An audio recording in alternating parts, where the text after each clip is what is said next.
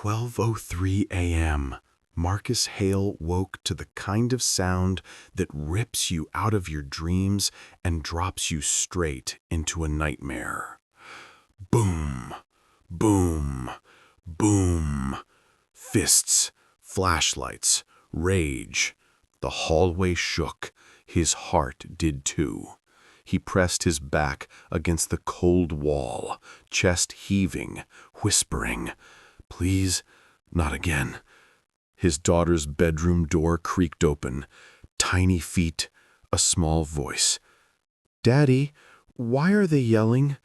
The lights outside flashed like lightning, white, violent, blinding. Shadows moved across his windows. Boots stomped. Radios crackled. A voice thundered, "Open the door now!" Marcus raised his hands, even though no one could see him.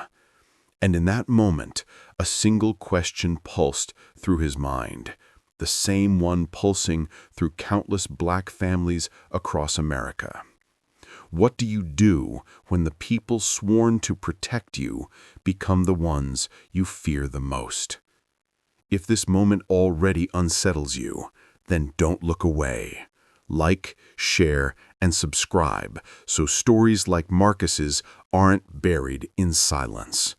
Because what happens in the next 10 minutes will shake an entire neighborhood awake. Before the splintered door, before the pounding fists, before the midnight fear that would carve itself into Marcus Hale's memory, there was a life that felt almost ordinary. A life worth protecting. Marcus woke each day at 6:15 a.m. without an alarm. Habit, responsibility, fatherhood. He would stand by the edge of his bed, stretch the stiffness from his shoulders, and whisper the same quiet promise he made every morning. "Let today be gentle." He moved through the world like a man constantly aware of his own height, his own presence. 6'2", broad shoulders, deep voice, but soft eyes. Eyes that told stories of endurance, not intimidation. Marcus had learned long ago how quickly the world could mistake the two. His apartment was small, but warm. Plants by the window. Children's drawings taped crooked on the wall. A fridge that hummed louder than the traffic outside. And in the center of it all, his heart was Ava, his 8-year-old daughter who believed the sun rose every morning just to see her smile. She was the reason he worked long shifts as a night shift warehouse supervisor, the reason he packed lunch boxes with handwritten notes, the reason he carried himself with care, caution, and dignity, because someone was watching, learning, mirroring the way he moved through the world. Their community, Maplewood Courts, was not perfect, but it was familiar. The kind of place where people waved from balconies, where the smell of frying catfish floated out on Friday nights, where kids raced bicycles down cracked sidewalks, and old men played dominoes under the shade of the courtyard tree. Marcus knew everyone, and everyone knew Marcus. The old lady in 3B who always forgot her keys, the barber who cut hair on Sundays for the culture, the teen boy who wanted to be a filmmaker and practiced shots with his beat-up phone. Maplewood had texture, laughter, a heartbeat. It had its scars, yes, patrol cars circling too often, officers that looked at residents like threats instead of neighbors, microaggressions disguised as routine checks. But still, life flowed. There was joy between the cracks. Marcus was good at noticing things. The way people tensed when cops rolled by. The way officers looked through him, not at him. The way being a black man meant being both visible and invisible at the same time. And sometimes there were moments, small, sharp, unsettling, Like the week a patrol car followed him from the grocery store to his building for random questioning. Or when a new neighbor saw him carrying groceries into his apartment and immediately asked, "Are you sure you belong in this building?" He swallowed those moments the way so many do, with a bitter smile and an exhausted heart. Still, he kept loving his life. Every Saturday morning, he cooked pancakes shaped like dinosaurs, even though they always came out looking like melted blobs. Ava pretended they were perfect. Marcus pretended he believed her. Every Sunday afternoon, they walked to the community library 2 blocks over, where Ava stacked picture books as tall as her torso, and Marcus watched her, grateful, because books were worlds that never judged her skin. His dreams were simple. Keep Ava safe, save enough for a house, never let the world harden her spirit. But the world had a way of sending warnings before storms. 2 weeks before everything changed, Marcus noticed police presence increasing around Maplewood. Officers parked their cars at the courtyard entrance, hands resting on belts, eyes scanning like predators searching for movement.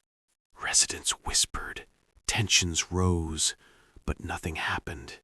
Yet. A week later, a neighbor found a citation on his door for disturbing the peace. The man lived alone, worked nights. No one understood how silence could disturb anything. Then one day, at the mailbox, an officer stared at Marcus, longer than necessary, before asking, "You live here?" Marcus answered calmly. The officer raised an eyebrow, smirked, and walked away. The old Marcus, the tired one, would have brushed it off. But fatherhood had sharpened his awareness. His instincts began humming, alerting him to something just out of sight, a pattern forming, a storm gathering. Yet every night he tucked Ava into bed and said the same words, "You're safe. Daddy's got you." He believed it. He needed to believe it, because he had no idea that in a matter of days, that exact door he locked to protect her would be the one officers tried to break down, and the community he loved would rise in a way no one expected. Life has a way of shifting slowly before it shatters suddenly, and for Marcus, the shift began with silence. Not peaceful silence, but the kind that settles before a storm, heavy and watchful.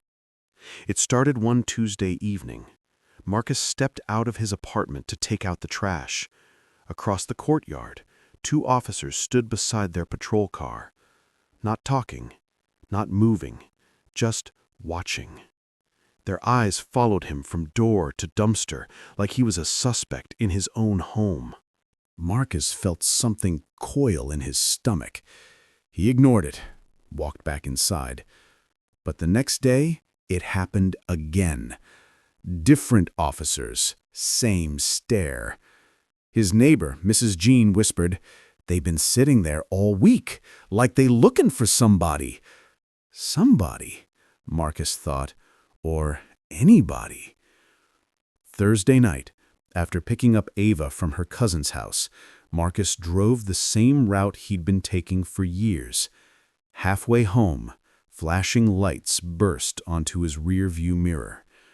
He pulled over, breath heavy, hands already on the wheel. 2 officers approached, 1 on each side. "License and registration," one barked. Marcus offered them immediately, voice steady. "May I ask why I'm being stopped, sir?" "Your taillight's out." Marcus blinked. "That can't be. I checked it last month. Step out of the vehicle." Ava whimpered from the back seat. Marcus kept his voice soft for her sake. "I have my daughter with me. I don't feel comfortable stepping out unless you tell me the reason."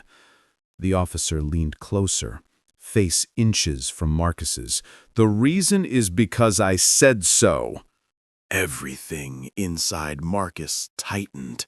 The instinct to protect, the fear of escalation, the silent prayer to survive. Eventually, after a tense 5 minutes, they handed back his license and left without explanation. No ticket, no warning, just intimidation. Ava whispered, "Daddy, did we do something bad?" Marcus swallowed the burn in his throat. "No, baby, we didn't do anything at all." But his hands trembled for the rest of the drive. The following week, rumors spread like wildfire. Someone in the building had reported suspicious activity. Someone had been seen dealing. Someone had been linked to a break-in nearby. Names weren't mentioned. Descriptions weren't given. But each anonymous whisper felt pointed, felt familiar. One night, Marcus walked into the lobby to find 2 officers questioning a group of teens. They were pressed against the wall, hands up, faces scared. Marcus recognized one, Jaden, the aspiring filmmaker. Jaden mouthed, "Help." Marcus stepped forward calmly. "Officers, these boys live here. What's the issue?" One of them turned sharply. "Sir, step aside. This doesn't concern you." "It does. This is my building." Marcus kept his voice controlled. "I know every kid here. They're literally coming back from basketball practice." The officers exchanged a look, the kind that carried both annoyance and suspicion. After a strained minute, they let the boys go. But as they left, one officer muttered just loud enough, "Whole building's becoming a problem." Marcus heard it, felt it, feared it. 2 days before the night everything broke open, a letter appeared taped to Marcus's door. Notice of investigation, possible disturbance. He stood frozen, reading it over and over. Disturbance? When? How? He worked nights. He slipped in and out quietly. He barely hosted visitors. When he called the housing office, a woman with a clipped voice answered, "We received reports of shouting from your apartment." Marcus rubbed his forehead. "Ma'am, I wasn't even home." "Well," she said, "someone filed a complaint. It's being handled." No one would tell him who. No one would tell him exactly what he was being accused of. But word spread quickly. Neighbors eyed him differently. Even the ones who had known him for years looked uncertain. That night, Marcus sat on the edge of his bed long after Ava fell asleep. His chest felt tight, his thoughts tangled, his instinct screamed, "Something is coming." It happened the next evening. Maplewood Courts had gathered in the courtyard for an impromptu barbecue. Kids running around, music playing softly, plates filled with ribs and cornbread. For a moment, it felt normal again, human again, warm again, until a patrol car rolled up. Not slowly, not respectfully, but fast, its tires screeching as it stopped. 2 officers stepped out, eyes scanning, jaws set tight. They didn't speak. They didn't greet anyone. They walked straight toward Marcus. The entire courtyard went still. A baby stopped crying. A grill hissed softly. Someone whispered, "Oh no." "Maplewood Courts?" an officer asked loudly. "Yes," he replied cautiously. You match the description of a suspect connected to a recent break-in. The courtyard erupted in protests. What? He was at work. I saw him last night. He wasn't even home. Marcus stood frozen, heat flushing through his body, not from guilt, but from the humiliation of being accused in front of his entire community. I didn't break into anything, he said, voice steady but trembling underneath. The officer smirked. That's for us to figure out. Jaden, the teen, stepped forward with his phone raised. I got video of him working last night, he said boldly. The officer turned sharply. Put the phone down. Jaden didn't. Neither did anyone else. One by one, phones rose into the air. Cameras pointed. Voices whispered fiercely. Not this time. The officers hesitated, scanned the crowd, reassessed the situation, and instead of arresting Marcus, they backed off, leaving behind a courtyard buzzing with disbelief and anger. Marcus felt his knees weaken. He sat heavily on a bench, breath shallow. Mrs. Jean touched his arm gently. "They're targeting you, baby," she whispered. "You need to be careful." Marcus nodded slowly, but his eyes drifted toward the children playing again, toward Ava twirling in the grass. He realized something in that moment. He wasn't just being watched. He was being set up. And the storm wasn't coming. It had already begun. Because 2 nights later, at 12 a.m., they would come for his door. And this time, Maplewood wouldn't let him face it alone. Midnight. A quiet so fragile it felt like glass. Inside apartment 2F, Marcus slept lightly, the kind of sleep fathers learn when they're both protector and alarm system. Then, boom! A single violent bang shook the entire frame of the door. Marcus jerked upright, heart slamming into his ribs. Boom!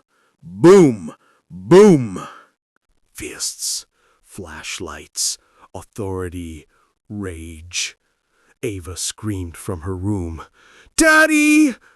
His breath turned icy, his skin slicked with cold sweat. The whole apartment seemed to shrink around him. He stumbled toward the hallway, adrenaline roaring in his ears like a freight train. A voice thundered from behind the door. "Police! Open up now!" The words crashed like thunder, the force behind them unmistakable. Marcus raised both hands instinctively. No one could see them, but training, trauma, and survival don't wait for logic. He whispered back, throat trembling. I'm unarmed. My daughter is here." Ava appeared, tears streaking her cheeks, tiny hands clutching her stuffed bear. "Daddy, what's happening?" Her voice cracked, her body shook. Marcus knelt, holding her tight enough to stop his own shaking. "It's okay, baby. Stay behind me. Don't move." But nothing was okay. The door rattled violently as a metal ram slammed into it. Crack. Wood splintered. Screws snapped. The chain lock strained, bending under pressure. Marcus felt the floor tilt beneath him. He couldn't breathe. He couldn't think. Only one thought stabbed through the chaos. If they break through, if they storm in, what will they see first? Me or my little girl? Crack! Boom! The door didn't fully collapse, but it cracked open enough for a flashlight to pierce the darkness like a blade. "Step away from the door! Hands where we can see them! Now!" Marcus shouted back, voice shaking. "I have a child in here, please!" Silence. Then yelling again, conflicting commands. Chaos. His breath came in gasps, his vision blurred. A ringing in his ears grew louder, shrill, disorienting. Ava sobbed behind him, whispering, "Daddy, don't let them take you." Those words broke him in places he'd never recover from. He stood between his daughter and the door, a trembling shield made of fear, flesh, and love. Then something unexpected. A different sound layered itself over the pounding. Footsteps. Dozens of them. Fast, urgent. Then voices, familiar ones. "Back up! What are y'all doing at his door? You don't get to do this in our building." The officers outside paused. Confusion flickered. The battering ram lowered slightly. Marcus dared to step closer to the cracked door, just enough to hear. More voices, more footsteps, more presence. Mrs. Jean's sharp, unwavering shout cut through the hallway. "Y'all better step back. He ain't alone tonight." Another voice, deep, steady. "You touch that man, you touch all of us." Phones emerged. Recording lights blinked red. A chorus of neighbors filled the corridor. Doors swung open. Feet flooded hallways. Maplewood Courts, his entire community had come out. Some in pajamas, some barefoot, some holding babies. All of them united with one message. Not this time, not again, not here. "Step aside," an officer shouted, voice suddenly less confident. "No," Mrs. Jean snapped. "Not until you explain why you're breaking down a black father's door at midnight." A younger man yelled, "We got cameras rolling, every angle!" The hallway buzzed with defiant energy. The officers stiffened. Authority challenged, narrative crumbling. "We received a report." "From who?" Silence. "What's the accusation? Where's the warrant?" Silence. The realization spread like wildfire. They had none. No warrant, no evidence, no justification. Just suspicion. Just bias. Just a black man living his life. Behind the cracked door, Marcus held to his knees. His hands shook uncontrollably. His breath came in stuttered gasps. His vision wavered like the room was underwater. Not because of the officers, but because of what almost happened. Because of how close he came to losing everything. Ava wrapped her arms around his neck, crying into his shoulder. He held her, trembling, whispering, "It's okay. Daddy's here. Daddy's here." But he didn't believe his own words. Not anymore. "Officers," a calm but firm voice called out. "The building security supervisor, flanked by 2 residents recording everything. You need to leave right now. You're violating protocol." The officers exchanged looks, frustration, fear, humiliation mixing on their faces. Slowly, hesitantly, they stepped back. The hallway erupted in shouts. "Leave! Get out! You're exposed! We got all this on video!" Their authority evaporated. Their plan crumbled. And in less than 10 minutes, the hunters became the surrounded. The officers retreated down the hallway. Doors slammed. People cheered. Phones stayed recording until the last badge disappeared. Inside, Marcus remained frozen on the floor, holding his daughter, unable to stop trembling. And outside, Maplewood Courts stood guard, a wall of humanity protecting one of their own. The night was far from over, but the message was clear. He would not face this alone. The hallway slowly emptied, footsteps faded, doors clicked shut, whispers dissolved into the thick, trembling quiet of a building that had just survived something it didn't yet know how to process. Inside apartment 2F, Marcus sat on the floor long after the shouting stopped. The door, splintered, cracked, jagged, hung crooked on its frame like a wound refusing to close. The air still smelled like fear. Ava's stuffed bear lay on the carpet where she dropped it in panic. Marcus wasn't trembling anymore. He was drained, hollow, like something inside him had collapsed inward. Ava fell asleep on his chest, exhaustion overtaking terror. Her small breaths warmed the skin under his chin. He held her gently, afraid to move, afraid to let go, afraid of what still waited outside the thin walls of their home.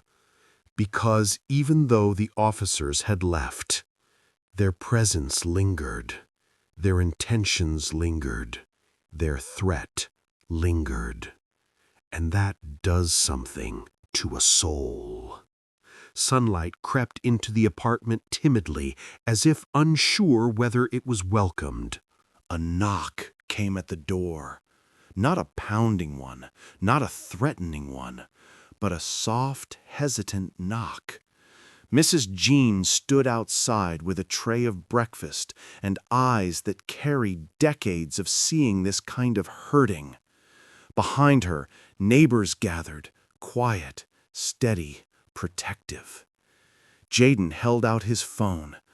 "Mr. Hale, I got everything recorded. The whole hallway did. We sent it to lawyers, activists, local news, everywhere." Marcus nodded slowly, voice barely present. "Thank you. Thank you all." And he meant it. But kindness didn't erase the fracture in his spirit. Over the next days, Marcus found himself flinching at every unexpected noise. Keys jingling, a car door slamming, footsteps outside his apartment. His body reacted before his mind could understand. Ava clung to him constantly, asking, "Daddy, they're not coming back, right?" He never wanted to lie to her, but he couldn't promise something he didn't believe. He kissed her forehead softly instead. "We're together. That's what matters." But inside, he questioned everything. How close had they come to breaking through, to misreading a movement, to making a mistake that would never be undone? The weight of what almost happened pressed on him day and night. He felt smaller, not from shame, but from the realization of how fragile safety truly was. 2 days later, officials released a statement. Officers were responding to a credible tip. No misconduct found. That was it. A sentence. A shield. An eraser. A whole community stood between a man and tragedy, and the system reduced it to paperwork. Neighbors gathered in the courtyard, reading the statement on their phones with disbelief. This is why we record. This is why we stand together. This is why we refuse to be quiet. For once, Marcus didn't stand at the back of the group. He stepped forward. His voice wasn't loud. It wasn't angry. It was something stronger. Steady, clear, unbroken. "I did everything I was supposed to do," he said softly. "And still, my daughter almost watched her father die." Silence rippled through the courtyard. "This isn't just about me," Marcus continued. "This is the story of every Black parent who teaches their child to be careful, not because of strangers, but because of the people with uniforms." His words weren't rehearsed. They weren't polished. They were real, raw, necessary. The people around him felt it. Phones lifted again, not in fear this time, but in solidarity. The story spread, not because a man wanted attention, but because a community refused to let injustice hide in the dark. People outside Maplewood began asking questions. Why was there no warrant? Who filed the false tip? Why was a father's door nearly destroyed without evidence? And the bigger question, the one louder than all the rest: How many more doors will be kicked in before change kicks back? 1 week later, Marcus tucked Ava into bed. Her breathing was calm again. Her smile was returning. Kids heal fast, but they never forget. He turned off the light and stepped into the hallway. The broken door had been replaced. The lock was new. The frame looked untouched. But Marcus felt the cracks in places no repairman could reach. He sat by the window, staring at the courtyard illuminated by dim lamplight. A simple, aching truth settled in him. He shouldn't have needed an entire neighborhood to survive. And yet, he wasn't alone. Not anymore. In a world where justice depends on who is watching, where safety depends on who stands beside you, where a black man's innocence must be proven before it's believed, what does it say about the system when a community protects better than the police ever did? If this story unsettled you, don't let it fade into silence. Talk about it. Share it. Push this conversation forward, because awareness isn't the end. It's the beginning of change.